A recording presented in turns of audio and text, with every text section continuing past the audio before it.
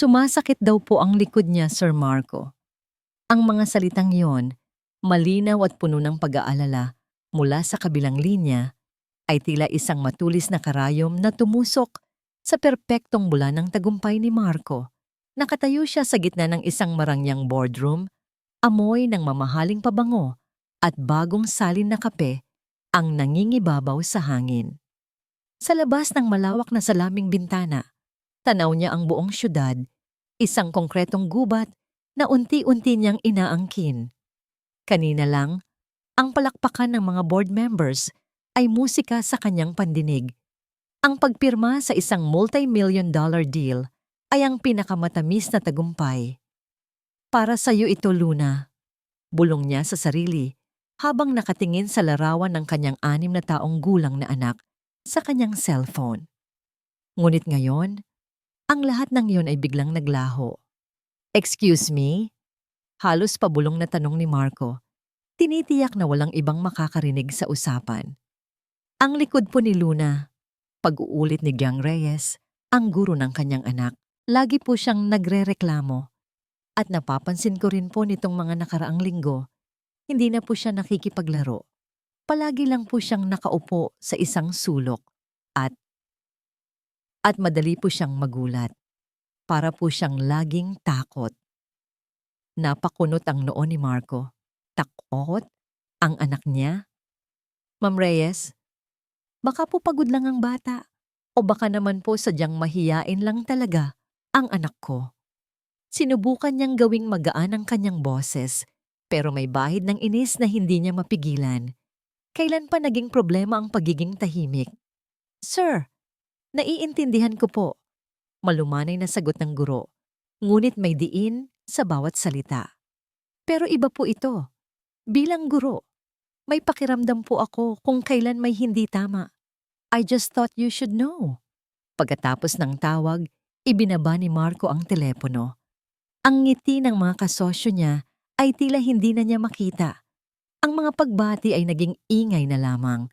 Biglang nawala ang tamis ng tagumpay na kanina lang ay nilalasap niya. Sumasakit ang likod. Isang 6 na taong gulang na bata. Isinantabi niya ang pag-aalala. Marahil ay napalakas lang ang paglalaro nito. Marahil ay naninibago pa rin sa eskwelahan. Maraming marahil, pinili niyang maniwala sa mga yon. Kinuha niya ang kanyang gamit at nagpaalam sa lahat. Sa isip niya, may isang mabilis na solusyon para dito. Isang taong mapagkakatiwalaan niya ng lubos para ayusin ang lahat. Ang tanging taong nakakaintindi sa mundo ni Luna habang siya ay abala sa pagbuo ng kanilang kinabukasan. Si Yaya Zeni. Sa loob ng kanyang mamahaling sasakyan, habang binabagtas ang traffic ng syudad, idinial niya ang numero nito. Isang ring lang. Sa loob ng kanyang mamahaling sasakyan, habang binabagtas ang traffic ng syudad, idinial niya ang numero nito. Isang ring lang. Sumagot ito agad, na para bang laging naghihintay sa kanyang tawag. Sir Marco, napatawag po kayo. Masiglang bati ni Yaya Zeni. Sa boses pa lang maririnig na ang nangiti sa kanyang mga labi. Iyon ang boses na nagpapanatag sa loob ni Marco sa loob ng 2 taon. Zeni, kamusta si Luna? Diretsong tanong niya. Ang tono ay seryoso. Naku sir, heto po, katatapos lang naming magmeryenda. Naglalaro po siya ngayon. Bakit po sir? Humugot ng malalim na hininga si Marco. Tumawag kasi ang teacher niya. Nagrereklamo daw si Luna na masakit ang likod. At hindi na raw nakikipaglaro. Palagi raw mukhang takot. Narinig niya ang isang mahinang pagtawa mula sa kabilang linya. Isang tawang puno ng pag-unawa. Ay sir, naku, ang batang yun talaga. Baka po napagod lang sa PE kanina. Nag-practice po sila ng sayaw. At alam niyo naman po, sadyang mahiyain lang talaga minsan si Luna, lalo na po kapag namimiss kayo. Ang paliwanag ni Zeni ay simple at lohikal. Parang tubig na pumatay sa maliit na baga ng pag-aalala sa dibdib ni Marco. Siyempre, si Zeni ang mas nakakakilala sa anak niya. Si Zeni ang laging nandoon. Ganoon ba? Sabi ni Marco. Gumaan ang pakiramdam. Sige, pakitingnan mo na lang siyang mabuti. Baka kailangan lang ng pahinga. Opo, sir. Huwag po kayong mag-alala. Ang mabilis at matamis na sagot nito. Ako po ang bahala kay Luna. Mag-focus po kayo sa trabaho niyo. Para naman po sa future niya ang lahat ng yan, di ba? Tama. Iyon mismo ang gusto niyang marinig. Salamat, Zenny. Ikaw na ang bahala. Sabi niya bago ibaba ang tawag. Sumandal si Marco sa upuan ng sasakyan. Ang problema, nalutas na. Ang guro ay malamang na overacting lang. Ang kanyang anak ay ligtas at nasa mabuting mga kamay. Ngayon, maaari na siyang mag-isip tungkol sa susunod na malaking hakbang para sa kumpanya. Sa kabilang dako, sa loob ng isang tahimik na playroom, ibinaba ni Yaya Zenny ang telepono. Ang matamis na ngiti sa kanyang muka ay dahan-dahang naglaho, napalitan ng isang malamig at walang emosyong tingin. Humarap siya sa batang babaeng nakaupo sa isang maliit na upuang gawa sa matigas na kahoy. Si Luna. Ang likod ng bata ay tuwid na tuwid, isang postura na halatang pilit at masakit. Ang kanyang mga maliliit na kamay ay nakapatong sa kanyang mga hita, hindi gumagalaw. Nakatingin siya kay Yaya Zenny. Ang kanyang mga mata ay malaki at bilog, puno ng isang uri ng takot na hindi dapat maranasan ng isang musmos. At sa gilid ng mga ito ay may namumuong luha na pilit niyang pinipigilang pumatak. Dahan-dahang lumapit si Zenny sa kanya. Ang bawat hakbang ay tila nagpapabigat sa hangin sa loob ng kwarto. Yumuko siya hanggang sa magpantay ang kanilang mga mukha. Ang hininga ni Zenny ay amoy kape. At ang kanyang mga mata, na kanina lang ay puno ng pekeng ngiti para kay Marco, ay ngayon ay parang dalawang maitim na bato, malamig at walang buhay. Narinig mo ba yun na Luna? Bulong ni Zenny. Ang boses ay malumanay, ngunit may nakatagong lamig. Tumawag si daddy mo. Nagtanong siya tungkol sa'yo. Hindi kumibo si Luna. Naramdaman niya ang panginginig ng kanyang mga kamay. Isang daliri ni Zenny ang marahang humaplos sa pisngi ng bata. Ngunit ang haplos ay hindi nagdulot ng ginhawa, kundi ng takot. May nagsabi daw sa kanya na sumasakit ang likod mo. May nagsabi daw na malungkot ka. Tumingala si Luna at sa wakas, isang butil ng luha ang pumatak mula sa kanyang mata. Shhh! Saway ni Zenny, ang daliri ay mabilis na pumahid sa luha. Hindi ba't may usapan tayo? Good girls don't complain. Good girls don't make their daddy worry. Umiling si Luna, isang halos hindi mapansing galaw. Kapag nag-alala si daddy mo, malulungkot siya. Patuloy ni Zenny sa kanyang mapanganib na bulong. Kapag nalungkot siya, mapapagod siya sa'yo at baka iwanan ka na lang din niya tulad ng ginawa ng mami mo. Ang bawat salita ay parang lason na unti-unting pumapasok sa isip at puso ni Luna. Ang pinakamalalim niyang kinatatakutan, ang maiwang mag-isa, ay ginagamit na sandata laban sa kanya. Ayaw nating mangyari yon, di ba? Tanong ni Zenny. Ayaw nating maging malungkot si Mami sa langit dahil naging bad girl ka. Mabilis na umiling si Luna. Ang mga luha ay sunod-sunod ng pumatak. Good. Kaya umayos ka ng upo. Utos ni Zenny, ang boses ay bahagyang tumigas. Diretso ang likod. Para sa daddy mo, para sa mami mo, maging isang good girl ka para kay Yaya. Tumayo si Zenny at tinalikuran si Luna na para bang walang nangyari. Iniwan niya ang bata na nakaupo pa rin sa matigas na upuan. Ang likod ay mas pinilit pang idiretso. Ang bawat hibla ng kanyang kalamnan ay sumisigaw sa sakit. Pero ang sakit na yon ay walang-wala kumpara sa sakit at takot na bumabalot ngayon sa kanyang munting puso. Ang mundo ni Luna ay gawa sa dalawang bagay. Ang init ng yakap ni Mommy na naaalala na lang niya sa panaginip at ang lamig ng mga mata ni Yaya Zenny na gising niyang hinaharap. Ngayon, ang lamig na yon ay parang yelo na tumutusok sa kanyang balat. Nakatayo si Yaya Zenny sa kanyang harapan. Tapos na itong kausapin si Daddy sa cellphone. Nawala na ang boses nitong parang candy. Ang mukha nitong parang anghel kanina ay naging blanco. Good girls don't complain, Luna. Ang bawat salita ay mahina. Pero sa pandinig ni Luna, ito ay kasing lakas ng isang kulog. Parang may kung anong humigpit sa dibdib niya. Gusto niyang sumagot. Gusto niyang sabihin na hindi siya bad girl. Pero ang mga salita ay ayaw lumabas. Parang may nakabara sa lalamunan niya. Ang likod niya ay nangangalay na.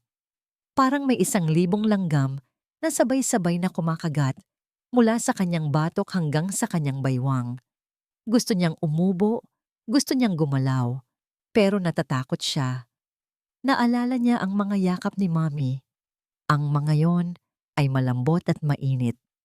Kapag niyayakap siya ni Mommy, pakiramdam niya ay ligtas siya sa lahat ng bagay sa mundo. Nawawala ang lahat ng sakit. Nawawala ang lahat ng takot. Ayaw nating maging sad si Mommy sa heaven, tama? Ang pangalan ni Mommy. Ginamit na naman ito ni Yaya Zenny. At sa tuwing ginagamit niya ito, parang may kung anong nababasag sa loob ni Luna. Mabilis siyang umiling. Ayaw niya. Ayaw na ayaw niyang malungkot si Mommy. Good, sabi ni Yaya Zenny. Pagkatapos noon, iniwan na siya. Nagpunta si Yaya sa kusina para maghanda ng hapunan na para bang wala silang pinag-usapan. Naiwan si Luna sa playroom. Nakaupo pa rin sa matigas na upuan. Ang sakit sa kanyang likod ay naroon pa rin. Pero mas masakit ang kirot sa puso niya. Gusto niya si Daddy. Gusto na niyang umuwi si Daddy. Noong 1 linggo, nangako si Daddy. I'll be home early, princess. We'll have dinner together, sabi nito sa telepono. Nagantay si Luna. Nag-ayos pa siya. Ipinasuot niya kay Yaya Zenny ang paborito niyang bestida na kulay rosas. Umupo siya sa sala.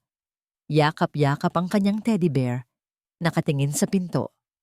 Pero sa halip na si Daddy, ang tawag nito ang dumating. I'm sorry, anak. May bigla ang meeting. Hindi makakauwi si Daddy.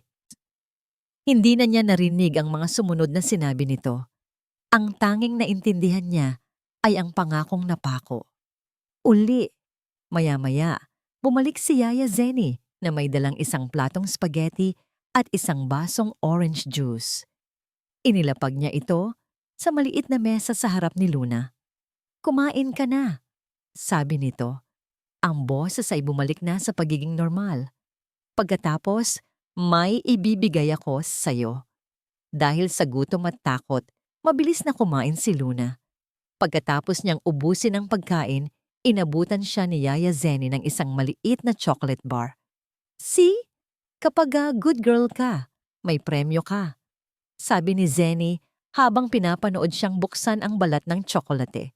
Tandaan mo, Luna, ang lahat ng ginagawa natin dito, lahat ng usapan natin, sikreto lang natin, okay? Kahit kay Daddy. Tumango si Luna habang ngumunguya. Ang tsokolate ay matamis, pero sa panlasa niya, mayroon itong pait. Nang gabing iyon, sa kanyang kwarto, hindi makatulog si Luna. Ang sakit sa kanyang likod ay bahagyang nawala. Pero ang bigat sa kanyang dibdib ay naroon pa rin. Dahan-dahan siyang bumangon mula sa kama. Kinuha niya ang kanyang kahon ng Crayola at 1 malinis na papel mula sa ilalim ng kanyang kama. Sa sahig, sa liwanag na nagmumula sa siwang ng pinto, nagsimula siyang gumuhit. Hindi ito prinsesa, hindi ito bahay na may hardin. Iginuhit niya ang 1 maliit na stick figure. Siya iyon. Sa tabi ng stick figure, iginuhit niya ang 1 malaki at itim na anino. Ang anino ay napakalaki. Parang 1 halimaw na handang sakmalin ang maliit na figura. Wala itong mukha. Pero alam ni Luna kung sino ito. Nasa kalagitnaan siya ng pagguhit nang marinig niya ito. Mangayabag. Papalapit sa kanyang kwarto. Biglang bumilis ang tibok ng kanyang puso. Sa 1 mabilis na kilos, itinago niya ang papel at ang mga Crayola sa ilalim ng kanyang kama. Mabilis siyang humiga at nagtalukbong ng kumot. nagkukunwaring tulog na tulog. Bumukas ang pinto. Naramdaman niya ang pagpasok ni Yaya Zenny. Narinig niya ang paghinga nito habang papalapit sa kanyang kama. Naramdaman niya ang pag-angat ng kumot mula sa kanyang muka. Hindi siya gumalaw, hindi siya huminga. Ilang segundo ang lumipas na parang isang oras. Pagkatapos, naramdaman niya ang pagbabalik ng kumot at ang pag-alis ng mga yabag. Sumara ang pinto. Sa ilalim ng kumot, sa gitna ng dilim, tahimik na umiyak si Luna. Ang kanyang mga luha ay bumasa sa unan. Niyakap niya ng mahigpit ang kanyang teddy bear na para bang iyon na lamang ang natitira niyang kakampi sa buong mundo. Ang anino mula sa kanyang guhit ay tila lumabas sa papel at ngayon ay nakatayo sa isang sulok ng kanyang kwarto. Nagmamasid, naghihintay, at sa gabing iyon, tulad ng maraming gabi na nagdaan, natulog si Luna na yakap ang takot, habang ang kanyang ama, sa kabilang panig ng syudad, ay mahimbing na natutulog, panatag sa kasinungalingang siya ang pinakamahusay na ama sa buong mundo. Kinabukasan, sinubukan ni Marco na isantabi ang lahat. Nasa gitna siya ng isang mahalagang pagpupulong, mga numero, at projections ang nasa screen sa kanyang harapan, pero ang isip niya ay wala roon. Paulit-ulit na bumabalik sa kanyang pandinig ang boses ng guro ni Luna. Para po siyang laging takot. Pinilit niyang iwaksi ito. Pinaniwalaan niya ang sinabi ni Zenny. Pagod lang ang bata. Mahiyain. Normal lang iyon. Ngunit ang munting tinik ng pag-aalala na ibinaon ng tawag na yon ay nagsimulang kumalat na parang lason sa kanyang sistema. Sir Marco, are you with us? Napapitlag siya. Lahat ng mata sa boardroom ay nakatuon sa kanya. Yes, of course. Sorry. Mabilis niyang sagot. Pilit na ibinalik ang atensyon sa trabaho. Pero hindi na niya kaya. Sa buong maghapon, ang imahe ng kanyang anak, isang imahe na hindi niya na nakikita ng madalas, ang siyang nangingibabaw sa lahat. 5:00 ng hapon, mayroon siyang naka-schedule na dinner meeting kasama ang mga bagong investor. Ito na ang huling hakbang para masilyuhan ang pinakamalaking expansion project ng kanyang kumpanya. Ito ang inaasam-asam niyang tagumpay.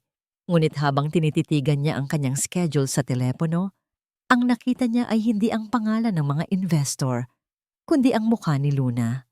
Maliit, malungkot at nag-iisa. Sa isang iglap, gumawa siya ng desisyon na hindi niya kailanman inakalang gagawin niya. Tinawagan niya ang kanyang sekretarya. Cancel my dinner meeting tonight, sabi niya. Ang boses ay pinal at walang bahid ng pag-aalinlangan. But sir, this is the...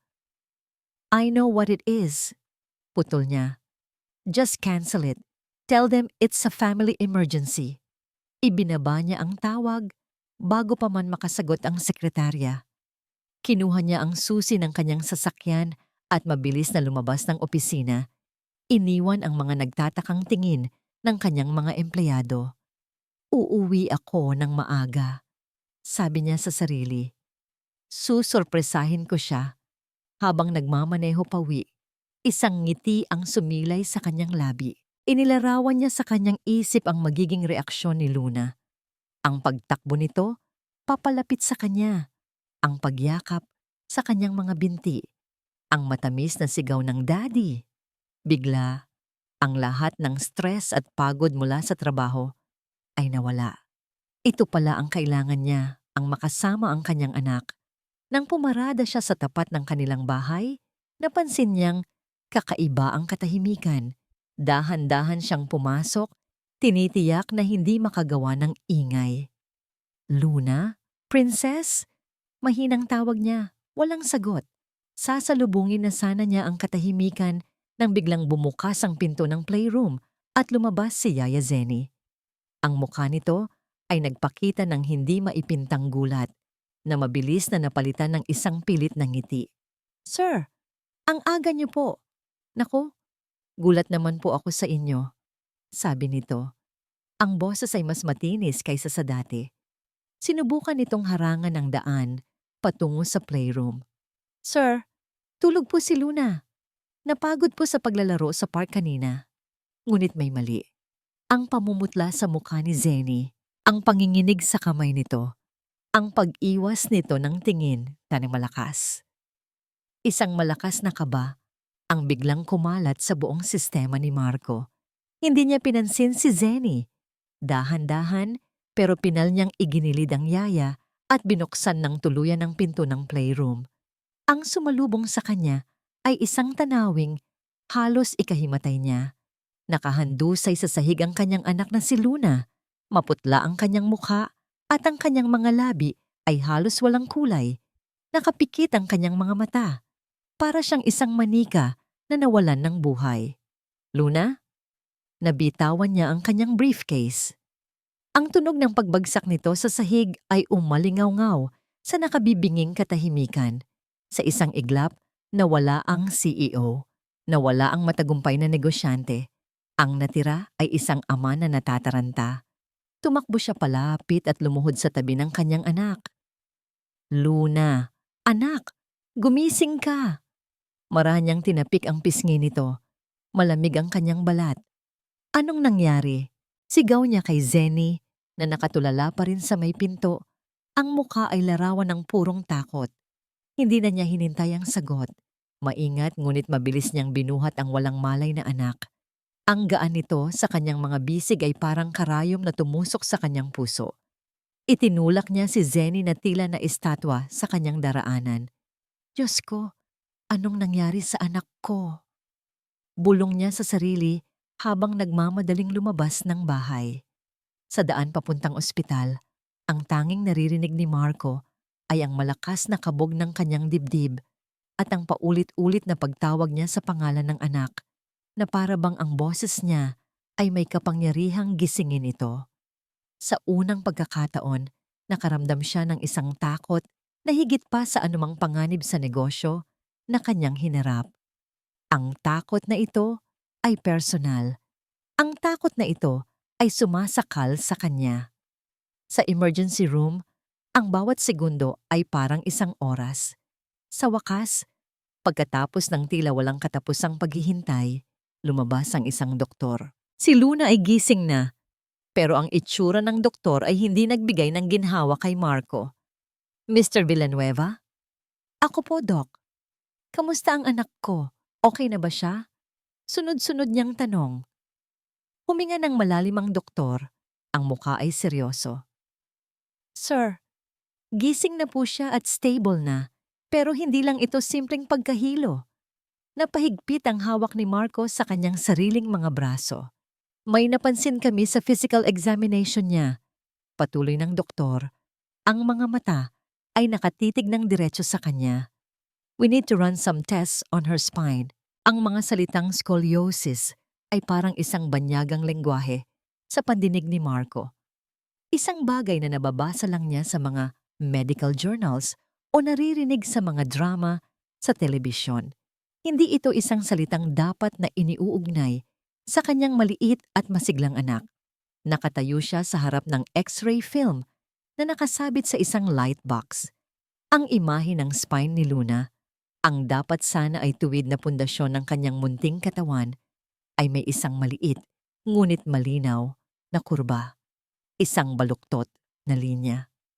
Hindi ko maintindihan, Doc, sabi ni Marco. Ang boses ay halos paos.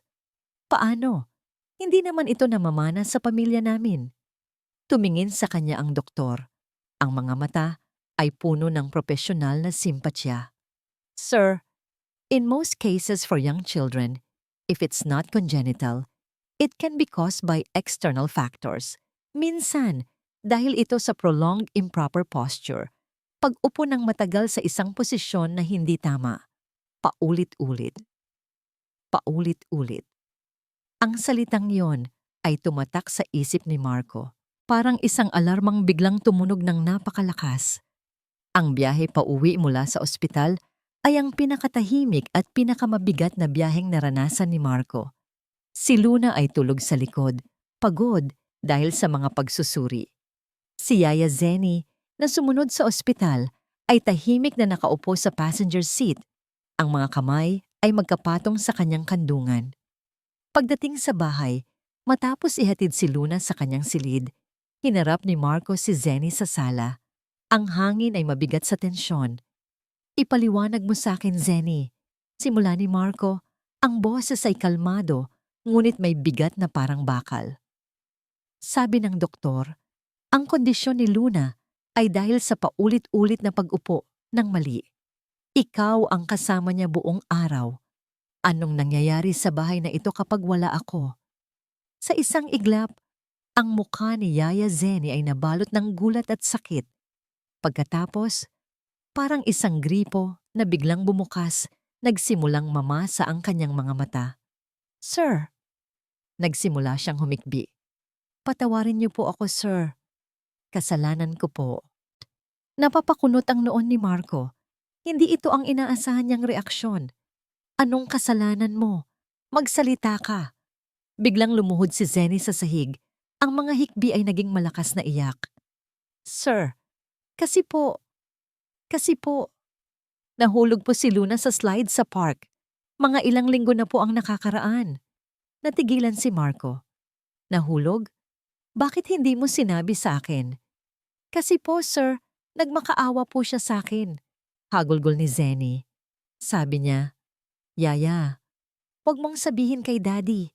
Magagalit si Daddy." "Natakot po ako, sir. Natakot po ako para sa kanya.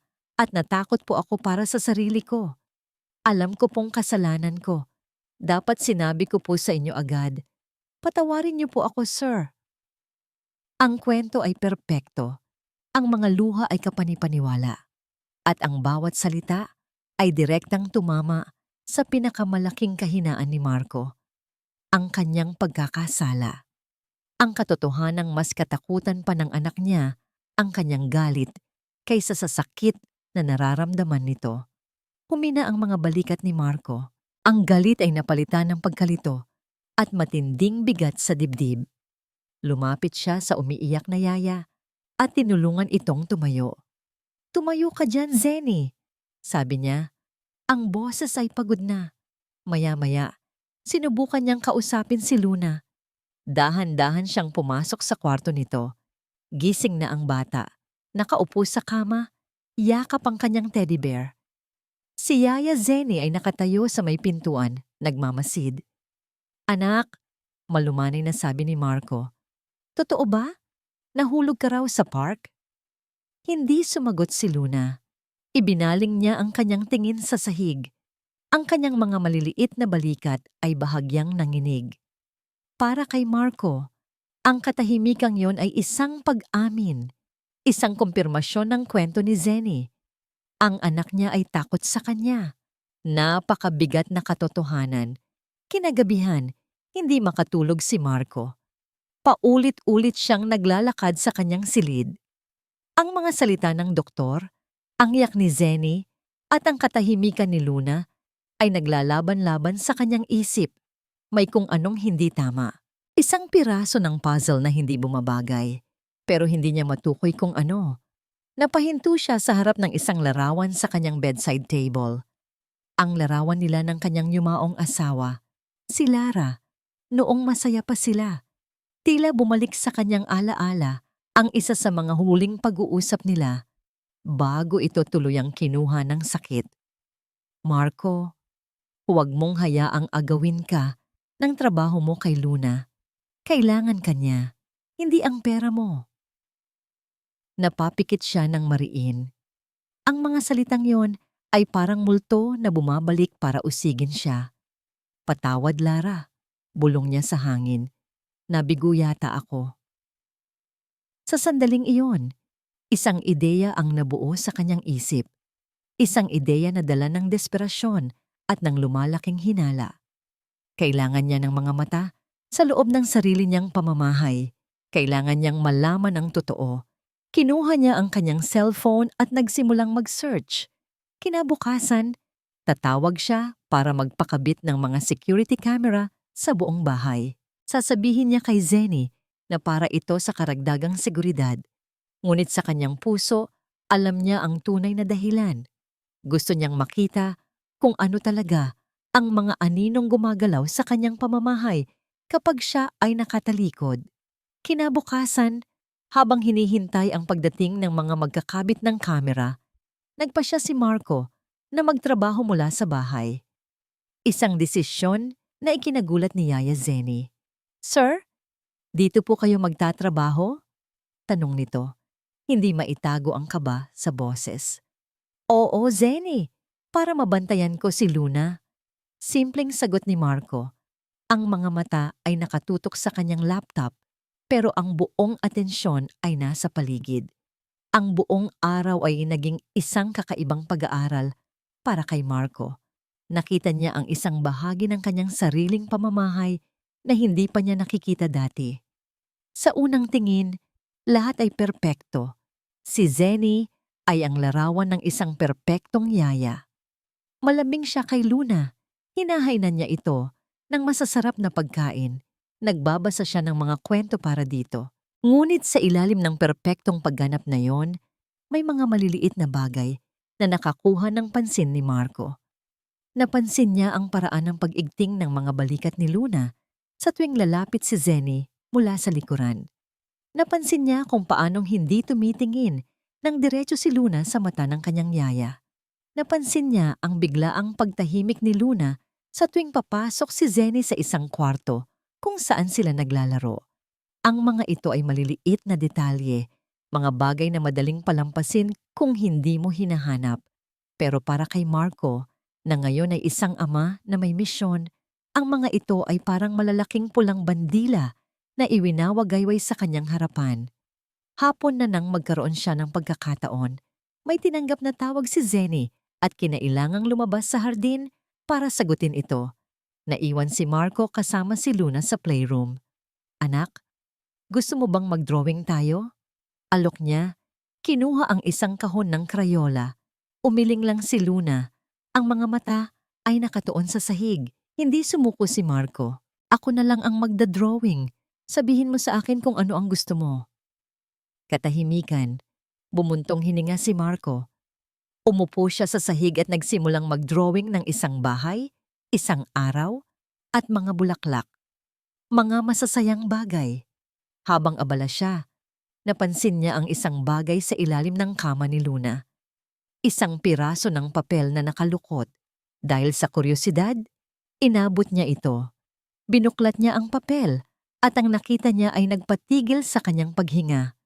Ito ay isang drawing, isang guhit na gawa ng isang bata, isang maliit na figura na nakatayo sa isang sulok at sa tabi nito ay isang malaki at madilim na anino na tila kinakain ang buong espasyo ng papel. Ang anino ay may mga matutulis na kamay na nakaumang sa maliit na bata. Biglang bumilis ang tibok ng puso ni Marco. Naalala niya ang sinabi ng guro. Ipinadala raw nito sa kanya ang isang kopya ng disturbing drawing ni Luna noon.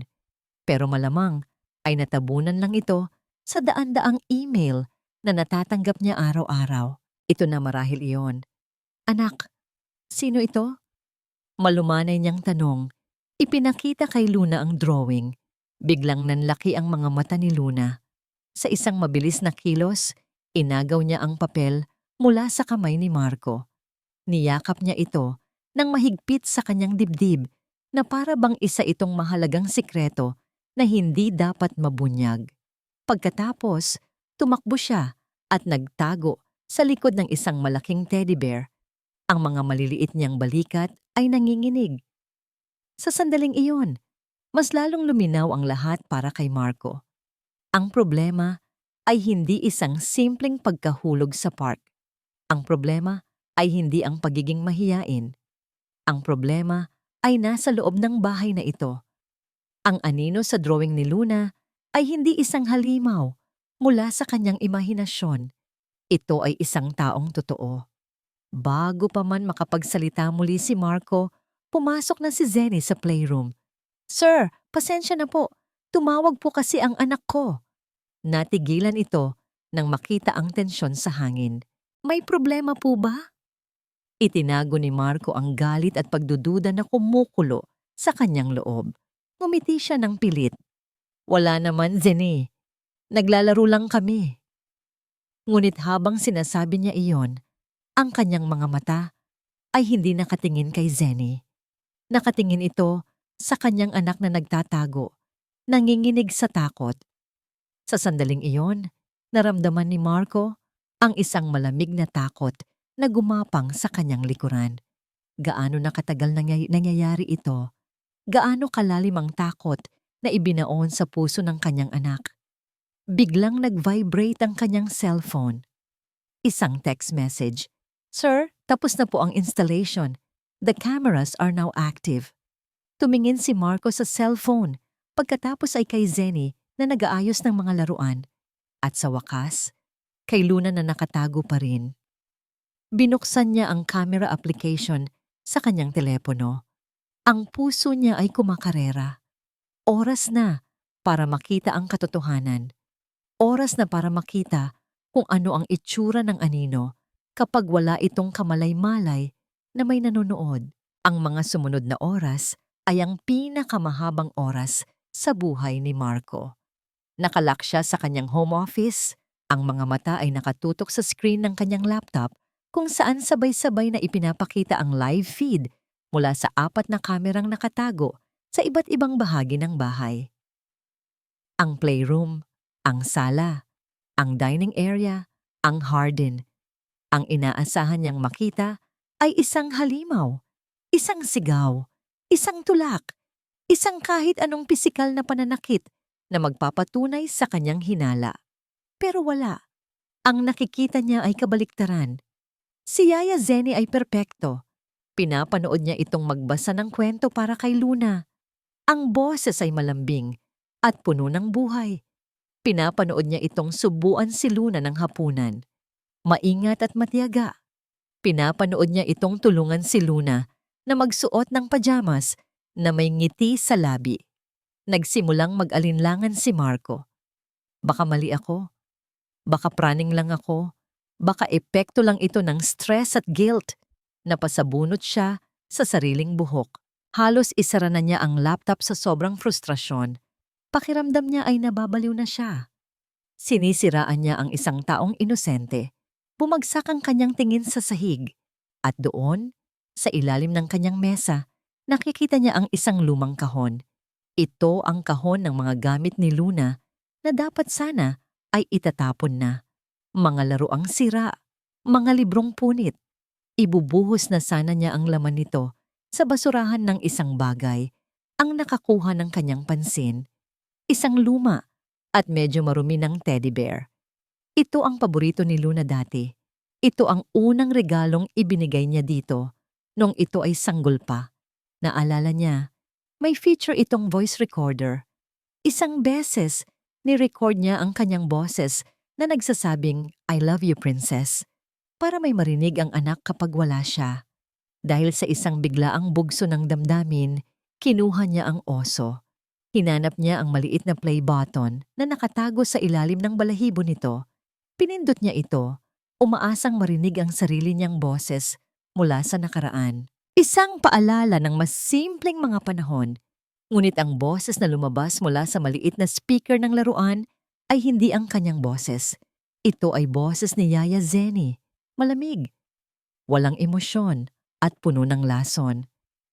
"Shh, Luna, Luna. Kung isusumbong mo si Yaya sa daddy mo, aalis siya." Natigilan si Marco. Ang kanyang kamay ay nanigas sa ibabaw ng oso. Parang huminto ang pag-ikot ng mundo. Ang recording ay nagpatuloy. "Iiwan ka niya tulad ng pag-iwan ng mami mo. Ayaw mo naman na maging malungkot si mami sa langit, di ba? Maging good girl ka lang para kay Yaya." Isang mahinang hikbi ang kasunod na narinig ni Marco. Ang hikbi ng kanyang anak. "Huwag po. Huwag niyo po sabihin yan." "Bakit? Totoo naman, di ba?" Ang walang awang sagot ni Zenny. "Abala si Daddy. Mas importante ang trabaho niya kaysa sayo. Kaya dapat, maging mabait ka sa akin. Dahil ako lang ang nandito. Ako lang ang kasama mo. Naiintindihan mo ba, Luna? Maging mabait ka sa akin at hindi kita iiwan. Pero kapag sinuway mo akong akin, ang huling mga salita ay ibinulong na ginawa itong mas nakakakilabot. Nabitawan ni Marco ang teddy bear. Bumagsak ito sa sahig na may kasamang mahinang tunog. Ngunit sa pandinig ni Marco, ito ay kasing lakas ng isang pagsabog. Bigla, ang lahat ng piraso ng puzzle ay nagkabit-kabit. Ang sakit sa likod, ang takot sa mata, ang mga anino sa drawing, ang katahimikan. Hindi ito simpleng pananakit. Hindi ito simpleng pagpapabaya. Ito ay isang sistematikong pagwasak sa isip at kaluluwa ng kanyang anak. Isang psychological torture. Ginamit ni Zenny ang pinakamalalim na sugat ni Luna, ang pagkawala ng ina nito, at ang pinakamalaking takot nito, ang maiwan para kontrolin ito. Isang uri ng kasamaan na hindi niya kailanman inakalang posible. Isang nag-aapoy na galit na mas matindi kaysa sa anumang naramdaman niya sa buong buhay niya, ang biglang umakyat mula sa kanyang sikmura patungo sa kanyang dibdib. Naramdaman niya ang panginginig ng kanyang mga kamay, hindi sa takot, kundi sa purong puot. Kasabay nito, narinig niya mula sa labas ng kanyang opisina ang boses ni Zenny. Masaya ito. Malambing. Ang parehong boses na nagpapanatag sa kanya sa telepono. Luna, anak, halika na. Oras na para mag-toothbrush bago matulog. Narinig niyang sabi nito na sinusundan ng isang malambing na tawa. Ang tunog ng tawanan na iyon, na dati ay musika sa kanyang pandinig, ay ngayon ay parang isang matinis na tunog ng kutsilyong kinikiskis sa isang buto. Dahan-dahang tumayo si Marco. Ang apoy sa kanyang dibdib ay hindi na mainit. Ito ay naging yelo, isang malamig, matulis, at nakamamatay na yelo. Wala ng pag-aalinlangan, wala ng pagkalito, tanging isang malinaw na layunin. Pinulot niya ang teddy bear mula sa sahig. Ang inosenteng laruan ay naging isang mabigat na ebidensya sa kanyang kamay. Humakbang siya patungo sa pinto. Ang bawat hakbang ay tahimik ngunit may bigat. Bawat hakbang ay isang pangako ng paghihiganti para sa bawat luhang pumatak mula sa mata ng kanyang anak. Narinig niya ang papalapit na mga yabag ni na Zenny at Luna sa pasilyo. Papunta na sila sa kwarto ng bata. Papadaan sila sa tapat ng kanyang opisina. Napahinto si Marco sa tapat ng pinto. Ang kamay ay nasa doorknob. Ang kanyang mukha ay isang maskara ng kalmadong galit. Binuksan niya ang pinto. At sa kanyang isip, may isang pangako siyang binitawan. Magbabayad ka. Nang bumukas ang pinto ng opisina, natigilan si Yaya Zenny. Nakatayo roon si Marco, ang mukha ay walang emosyon na lalong nagpadama sa kanya ng kaba. Sa likod ng kanyang mga binti, nagtago si Luna na tila naramdaman ang biglaang pagbabago sa hangin. Sir? Nag-aalangang tanong ni Zenny. May kailangan po ba kayo? Patulog na po sana kami ni... Hindi siya pinatapos ni Marco. Pumasok kayo sa sala, sabi niya.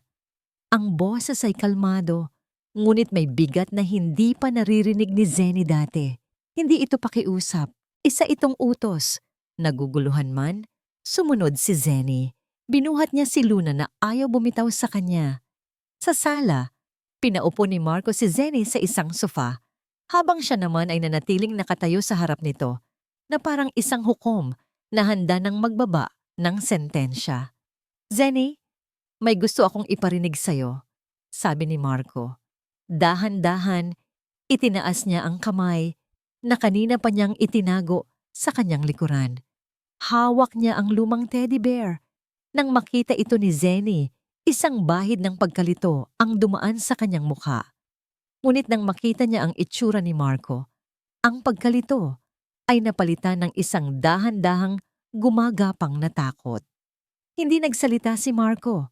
Tinitigan lang niya si Zenny ng diretso sa mata at pagkatapos, pinindot niya ang play button.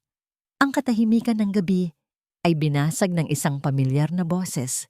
Ang boses ni Zenny, malamig at malupit. Kung isusumbong mo si Yaya sa daddy mo, aalis siya. Iiwan ka niya tulad ng pag-iwan ng mami mo. Sa bawat salitang lumalabas mula sa speaker ng laruan, Ang kulay sa mukha ni Zenny ay unti-unting nawawala. Ang kanyang mga mata ay nanlalaki sa gulat at hindi paniniwala. Ang kanyang bibig ay bahagyang bumuka pero walang salitang lumalabas. Nang matapos ang recording, ibinaba ni Marco ang teddy bear sa center table. Ang tunog ng paglapag nito ay ang tanging ingay sa buong silid. Ano yan, sir? Nauutal na tanong ni Zenny. Ang pag-arte ay nagsisimula ng bumigay. Hindi, hindi ko po boses yan. Gawa-gawa lang po iyan. Gawa-gawa? Ulit ni Marco, isang mapanganib na ngiti ang sumilay sa kanyang mga labi. Isang nangiting hindi kailanman nakita ni Zenny. Talaga ba? Huminga siya ng malalim, hindi para kumalma, kundi para magtipon ng lakas. Bago ako pumasok dito, Zenny, tumawag ako sa dati mong agency. Nagtanong-tanong ako, naalala mo ba ang pamilyang pinagtrabahuan mo bago ka mapunta sa akin? Ang pamilya ng isang batang lalaki na bigla na lang nagkaroon ng matinding anxiety at takot sa lahat ng tao matapos kang umalis. Ang huling hibla ng pagkakaila sa mukha ni Zenny ay tuluyan ng gumuho. Ang maskara ay nabasag. Ang babaeng kaharap ni Marco ngayon ay hindi na ang maamong yaya. Ang kaharap niya ay isang halimaw na nahuli.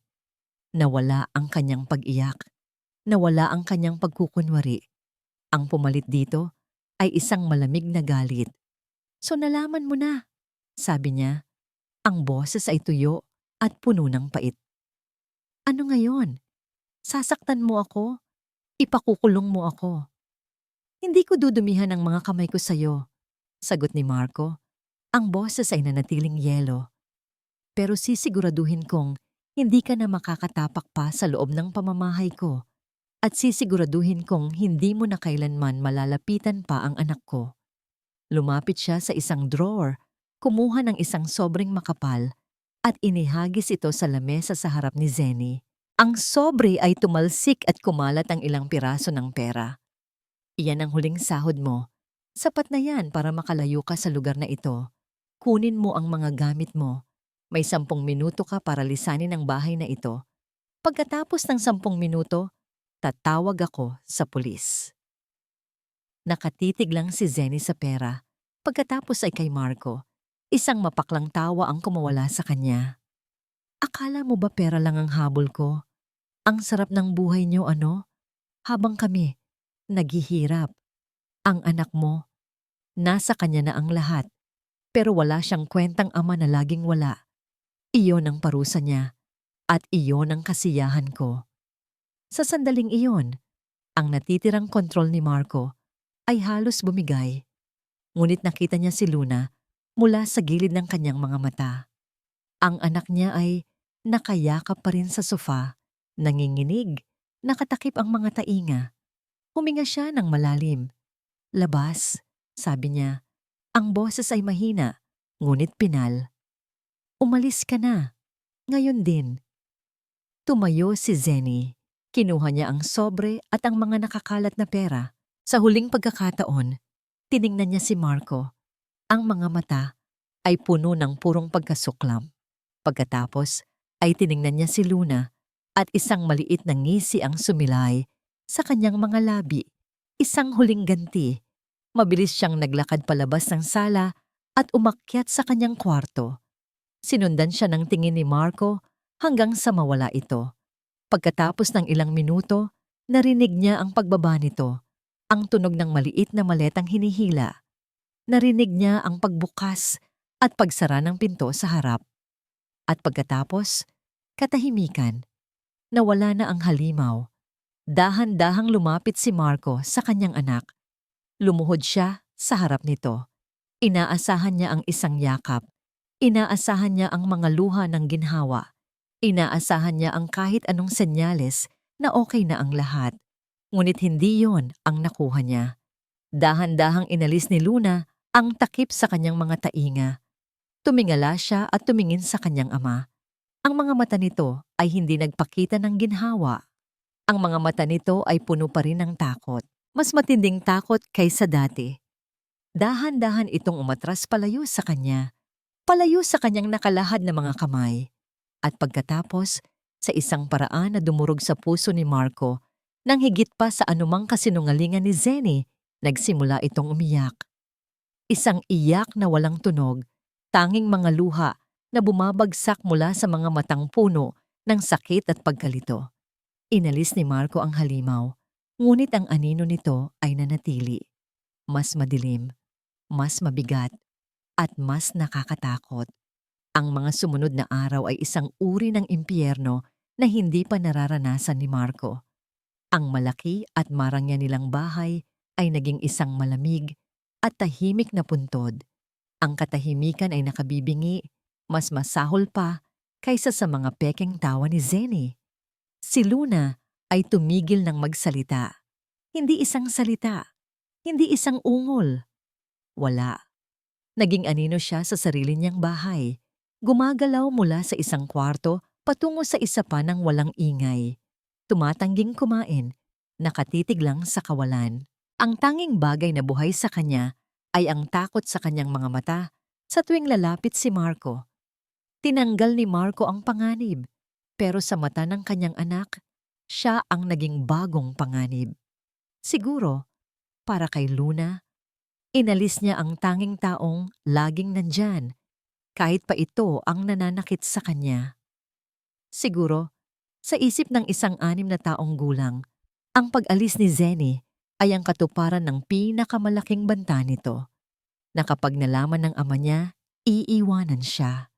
At si Marco, sa kanyang galit, ay ginawang totoo ang banta na iyon sa pamamagitan ng pagpapaalis kay Zenny. Anak, kausapin mo si Daddy. Pakiusap ni Marco isang umaga. Habang sinusubukan niyang subuan ng almusal si Luna, hindi gumalaw si Luna. Ang kanyang tingin ay nakatutok sa isang butiki sa pader. Please, Luna. Wala na si Yaya Zenny. Hindi ka na niya sasaktan. Ligtas ka na.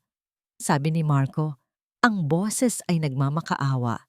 Sa pagbanggit ng pangalan ni Zenny, isang bahagyang panginginig ang dumaan sa katawan ni Luna. Dahan-dahan itong umatras sa kanyang upuan, palayo sa pagkain, palayo sa kanya. Gabi-gabi, sinusubukan ni Marco na basahan ito ng kwento, tulad ng ginagawa niya noon nung sanggol pa ito. Pero si Luna ay nakatalikod lang, nakaharap sa pader, na parang isang pader din ang itinayo nito sa kanilang pagitan. Isang hapon, habang si Marco ay nakaupo sa sala, pinagmamasdan ang kanyang anak na tahimik na nakatingin sa labas ng bintana. Tumunog ang kanyang cellphone. Ito ang tawag na hinihintay niya sa loob ng 6 na buwan. Ang tawag mula sa Board of Directors. Ang alok para sa posisyong matagal na niyang pinapangarap at pinaghirapan. Ang posisyon ng CEO. Congratulations, Marco. It's yours. We'll send the contract tomorrow. Dati, ang mga salitang ito ay magiging musika sa kanyang pandinig. Magkakaroon ng selebrasyon, magbubukas siya ng pinakamahal na champagne. Pero ngayon, habang hawak niya ang telepono, tumingin siya sa kanyang anak, isang maliit na figura na nawala sa sarili nitong mundo ng katahimikan at takot. Ang tagumpay ay naging abo sa kanyang bibig.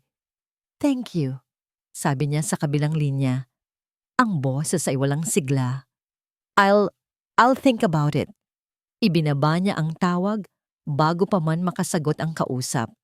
Tinitigan niya ang screen ng kanyang telepono, ang simbolo ng kanyang mga ambisyon, ng kanyang mga pangarap. Pagkatapos ay muli siyang tumingin kay Luna.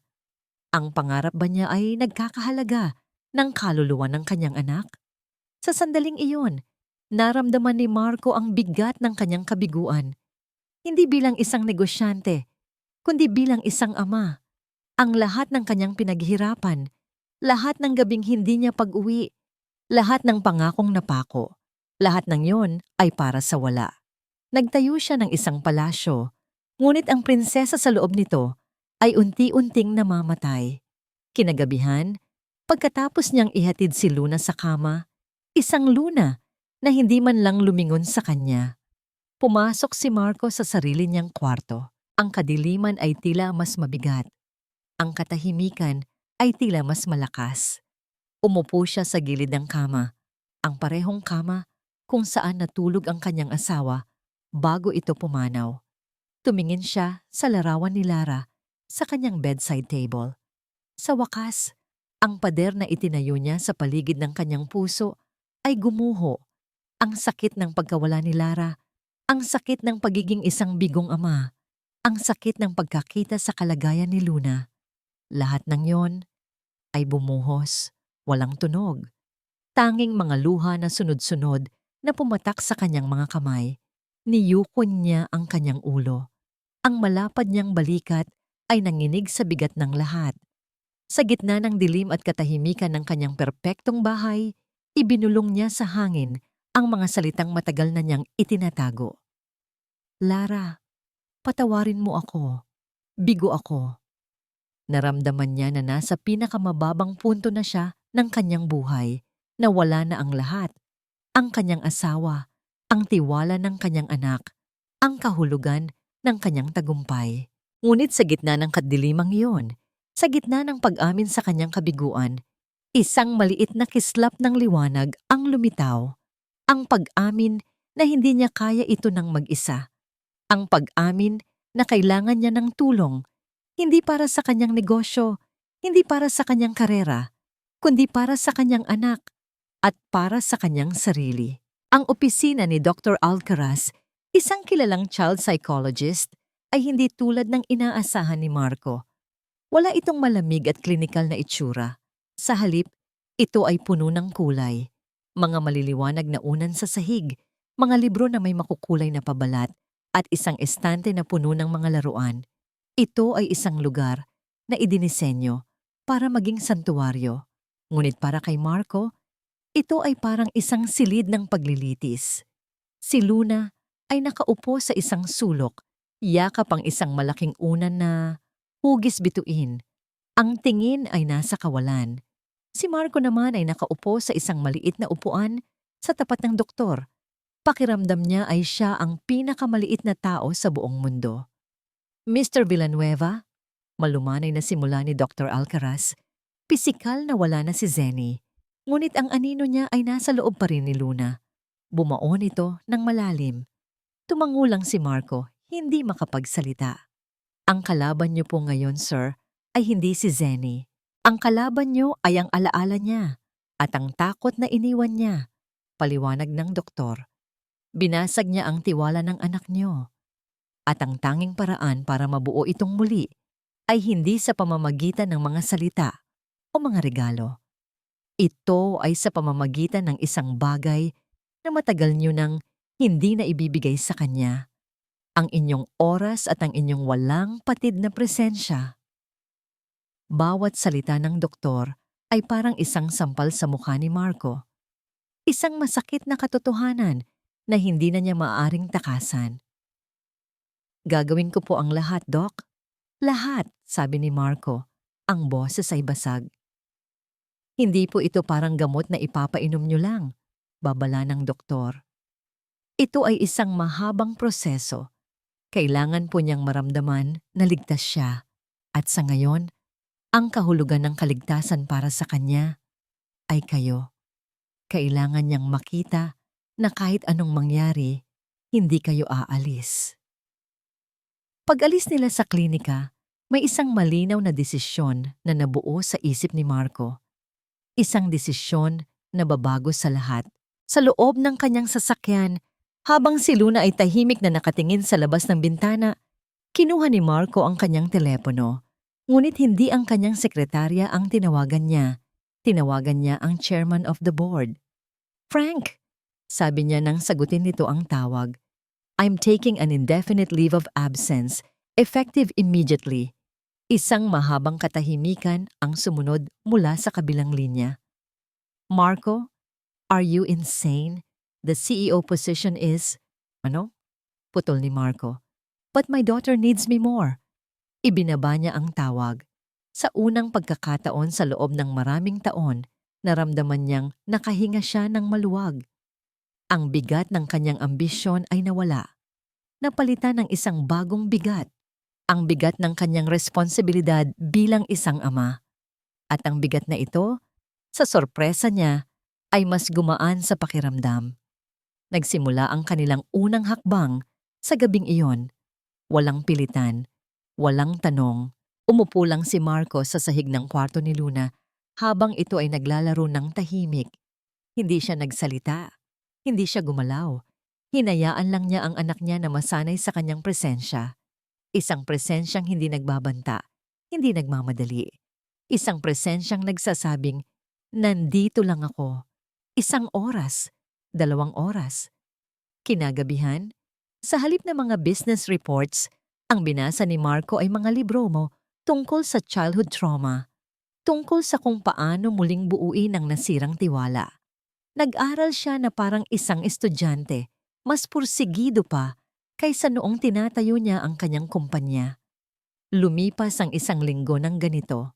Katahimikan, pagmamasid, paghihintay. Isang gabi, habang nakaupo na naman siya sa sahig, binabasahan si Luna ng isang fairy tale book kahit na alam niyang hindi ito nakikinig. Bigla, naramdaman niya ito. Isang maliit at mainit na kamay, ang kamay ni Luna. Dahan-dahan itong ipinatong sa ibabaw ng kanyang kamay na nakapatong sa sahig. Hindi gumalaw si Marco. Natakot siyang huminga. Hindi gumalaw si Marco. Natakot siyang huminga.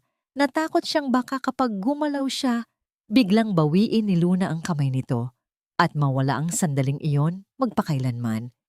Nananatili siyang hindi kumikilos. Ang puso niya ay tumitibok ng napakabilis. Ang init mula sa maliit na palad ng kanyang anak ay parang isang kuryenteng gumapang sa kanyang buong katawan. Nagbibigay ng init sa kanyang nanlalamig na pag-asa. Hindi ito isang yakap, hindi ito isang salita. Ngunit para kay Marco, ang simpleng pagdampi na yon ay mas makahulugan kaysa sa anumang kontratang napirmahan niya. Ito ang unang sinag ng liwanag matapos ang napakahabang gabi. Dahan-dahan, dahan-dahan na parang isang gumagalaw na kuhol, marahan niyang itinaob ang sarili niyang kamay at hinawakan ang kamay ni Luna. Hindi ito pumalag, hindi ito bumitaw. Sa halip, bahagya itong humigpit. Sa pagkakataong yon, hindi napigilan ni Marco ang isang butil ng luha na pumatak mula sa kanyang mata. Ngunit hindi ito luha ng kalungkutan o pagsisisi. Ito ay luha ng pasasalamat at ng bagong silang na pag-asa. Ang daan sa unahan ay mahaba pa. Alam niya iyon. Ngunit sa gabing iyon, sa loob ng tahimik na kwarto, sa ilalim ng liwanag ng munting lampshade, naramdaman ni Marco na sa wakas, pagkatapos ng napakatagal na paglalakbay sa maling direksyon, nakauwi na siya. At ang unang hakbang sa tunay na paglalakbay ay kasisimula pa lamang. Ang pagdampi ng kamay ni Luna ay hindi isang magic wand na nag-ayos sa lahat sa isang iglap. Ito ay isang paanyaya. Isang maliit na siwang sa pader na itinayo niya, kung saan sinubukan ni Marco na pumasok ng dahan-dahan. May kasamang matinding pag-iingat at walang katapusang pasensya. Ang kanilang mga araw ay nagkaroon ng bagong ritmo. Nagsisimula ito sa almusal. Dati, hindi ginagalaw ni Luna ang pagkain. Ngayon, pagkatapos ng mahabang katahimikan, may isang subo. Pagkatapos ay isa pa. Bawat subo ay isang maliit na tagumpay na ipinagdiriwang ni Marco sa kanyang puso. Pagkatapos, mayroon silang physical therapy. Ang mga unang sesyon ay puno ng luha. Ang pag-unat at pag-ehersisyo ay masakit para sa likod ni Luna. Ngunit sa bawat sesyon, naroon si Marco sa tabi niya. Hindi bumibitaw sa kanyang kamay. Kaya mo yan, princess. Nandito lang si Daddy.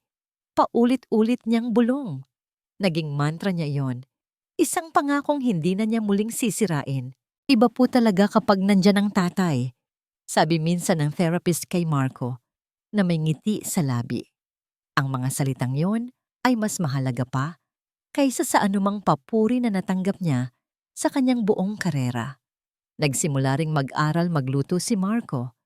Ang kanyang mamahaling suit ay napalitan ng simpleng apron. Ang mga board meeting ay napalitan ng panonood ng mga cooking tutorials sa YouTube. Sinunog niya ang unang batch ng pancakes. Ang pangalawa ay hilaw. Pero sa pangatlo, sa tulong ng isang maliit na kamay na humalo sa batter, nagawa nila ang isang medyo perpektong pancake na hugis puso. Sa unang pagkakataon, sa loob ng maraming linggo, isang maliit na ngiti ang sumilay sa labi ni Luna. Ang kanilang mga sesyon kay Dr. Alcaraz ay nagpatuloy. Karamihan sa mga ito ay play therapy, kung saan hinahayaan lang si Luna na maglaro habang nagmamasid ang doktor at si Marco. Isang araw, kumuha si Luna ng mga Crayola at papel. Ngunit sa pagkakataong ito, hindi isang malaking itim na anino ang kanyang iginuhit. Iginuhit niya ang dalawang stick figures, isang malaki at isang maliit. Magkahawak sila ng kamay at sa itaas nila, isang malaking dilaw na araw. Kinuha ni Dr. Alcaraz ang drawing. Ito ay isang magandang senyales, Marco. Sabi niya, ang boses ay puno ng pag-asa. Nagsisimula na siyang muling buuin ang kanyang konsepto ng safe space at kasama ka na doon. Ang pinakamalaking pagbabago ay dumating isang hapon, 3 buwan, matapos umalis si Zenny. Nasa playroom sila, nagbubuo ng isang malaking puzzle sa sahig. Tahimik silang naglalaro. Ang tanging maririnig ay ang mahinang tunog ng mga pirasong pinagkakabit. Daddy, ang salita ay napakahina, halos isang bulong. Sa sobrang hina, inakala ni Marco na imahinasyon lang niya ito. Napahinto siya, hindi humihinga. Anak? Tanong niya. Halos takot marinig ang katahimikan bilang sagot. Dahan-dahang tumingala si Luna mula sa puzzle. Tumingin siya ng diretso sa mata ng kanyang ama. Isang bagay na hindi niya ginawa sa loob ng napakatagal na panahon. Ang kanyang mga mata ay malinaw at sa unang pagkakataon, wala na roon ang anino ng takot. Daddy! Ulit niya. Mas malinaw ngayon. Stay. Isang salita. Ngunit sa salitang iyon, nakapaloob ang lahat ng takot, lahat ng sakit, at lahat ng pag-asa ng kanyang munting puso. Hindi ito isang simpleng pakiusap. Ito ang pagpapahayag ng kanyang pinakamalalim na pangangailangan. Hindi napigilan ni Marco ang mga luha. Yumuko siya at niyakap ang kanyang anak. Hindi isang mabilis na yakap, kundi isang mahigpit at matagal na yakap na nagsasabing, hinding-hindi na ako aalis. Sa pagkakataong ito, naramdaman niya ang 2 maliliit na braso na gumanti ng yakap sa kanyang leeg. At doon, sa sahig ng playroom, sa gitna ng hindi pa tapos na puzzle, umiyak ang mag-ama. Hindi dahil sa lungkot, kundi dahil sa ginhawa. Isang ginhawang dala ng muling pagkakahanap sa isa't isa. Nang araw na yon, tinawagan ni Dr. Alcaraz si Marco. The hardest part is over, sabi ng doktor. Pero ang paglalakbay ay magpapatuloy. Nakuha mo na ulit ang tiwala niya, Marco. Huwag mo na itong bibitawan. Kinagabihan, habang pinagmamasdan niya si Luna na mahimbing na natutulog, isang kapayapaan ang bumalot sa puso ni Marco. Tiningnan niya ang kanyang anak, ang kanyang pinakamahalagang yaman. Sa ilalim ng kanyang hininga, bumulong siya ng isang pangako. Hinding-hindi na. Lumipas ang 6 na buwan. Ang dating malamig at tahimik na bahay ay napuno na muli ng buhay. Ang tunog ng tawanan ni Luna ay umaalingaw-ngaw sa mga pasilyo. Isang musikang mas matamis pa sa anumang palakpakan na naririnig ni Marco sa boardroom. Bumalik na si Luna sa eskwelahan. Hindi na siya ang batang laging nakaupo sa isang sulok. Siya na ngayon ang isa sa mga unang nagtataas ng kamay sa klase, ang batang laging may kwento, ang batang hindi takot makipaglaro. Ang kanyang likod ay unti-unti nang umuunat at lumalakas. Isang pisikal na simbolo ng kanyang panloob na paggaling. Si Marco naman ay isang ibang tao na. Tumanggap siya ng isang posisyon sa kumpanya. Hindi bilang CEO, kundi bilang isang consultant. Isang trabahong nagbigay sa kanya ng kalayaang magtakda ng sarili niyang oras. Ang kanyang araw ay hindi na nagtatapos sa hating gabi, kundi sa eksaktong 5:00 ng hapon. Ang pinakamahalagang appointment sa kanyang kalendaryo, araw-araw ay ang sunduin si Luna. Isang hapon, habang nag-aantay siya sa labas ng gate ng eskwelahan, lumabas si Luna na tumatakbo. Ang kanyang backpack ay halos lumilipad sa likuran niya. "Daddy!" Sigaw niya. Ang ngiti ay abot tenga. Yumuko si Marco para salubungin ang yakap ng kanyang anak. "Hey, princess! How was your day?" "We painted today, and I was the first one to finish." Masigla niyang kwento. "And then, Teacher Reyes said my drawing was the most beautiful." Habang naglalakad sila pauwi, hawak ang kamay ng isa't isa, kinuwento ni Luna ang bawat detalye ng kanyang araw. Nakikinig si Marco sa bawat salita, na para bang ito ang pinakamahalagang business presentation sa buong mundo. At para sa kanya, ito nga, minsan, nakatanggap siya ng tawag mula sa board. May bagong alok, isang mas mataas na posisyon, mas malaking sahod. Tumingin si Marco sa labas ng bintana ng kanyang home office. Tanaw niya si Luna sa hardin, masayang nagdidilig ng mga halaman. "Thank you for the offer, Frank, but I'm happy where I am." Magalang niyang sagot. "May mas mahalaga akong investment na kailangang tutukan ngayon." Kinagabihan, pagkatapos ng kanilang physical therapy exercises, na ngayon ay parang isang laro na lang para sa kanilang dalawa, nakahiga sila sa kama ni Luna, nagbabasa ng libro. Ito na ang kanilang ritual. Isinara ni Marco ang libro.